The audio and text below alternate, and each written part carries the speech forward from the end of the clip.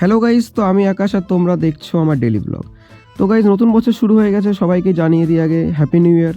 আর guys, আজকের থেকে আমি প্রত্যেক দিন একটা করে ডেলি ব্লগ আপলোড দেবো। তো সকাল সকাল ঘুম থেকে উঠতে দেরি হয়ে যাওয়ার কারণে আমি সবার আগে আমার বিছানাটা একটু গুছানোর চেষ্টা করি। আর গুছানোর চেষ্টা বলার কারণটা হচ্ছে আমি একদমই গুছাতে পারি না বিছানা, ঠিক আছে? যেহেতু আমার মা থাকে না বাড়িতে, তাই আমারই টুকটাক ঘরের কাজ বাজগুলো একটু করতে হয়। তো বিছানা গুছানো কমপ্লিট হয়ে যাওয়ার পরে আমি ব্রাশে কলগেটটা লাগিয়ে নিই। তারপর ঠান্ডা লাগছিলো বলে আমি একটু ছাদে যাই। আর ছাদে গিয়ে দেখি এই যে বিল্লু রানীটা কিসব করছে। তারপর আমার ব্রাশ কমপ্লিট হয়ে যাওয়ার পরে আমি ঘরে আসি খাবার দাবার খেতে। তো আজকের মেনু হয়েছে ভাত, ডাল আর আলু ভাজা।